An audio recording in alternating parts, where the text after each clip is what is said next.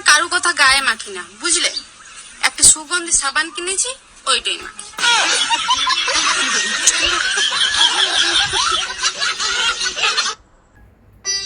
ওই শোনো, আরে আমি রান্না করতে যাচ্ছিলাম, ভাবলাম তোমায় একবার জিজ্ঞেস করে নি কি বানাই বলো তো, খিচুড়ি না বিরিয়ানি?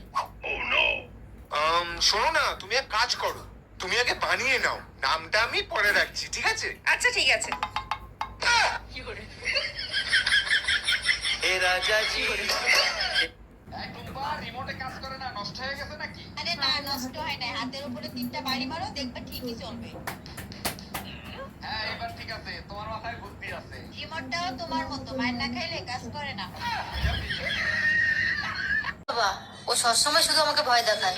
তুই শুধু ওকে ফোনটা দে। হ্যাঁ হ্যাঁ দিচ্ছি, এই নাও ফোনটা ধরো। বাবাকে আমি সব বলে দিয়েছি, এবার তুমি ঠেলা বুঝবে। হ্যাঁ বাবা বলুন। এই সব আমি কি শুনছি? তুমি নাকি সব সময় মেয়েকে ভয় দেখাও, এটা কি ঠিক?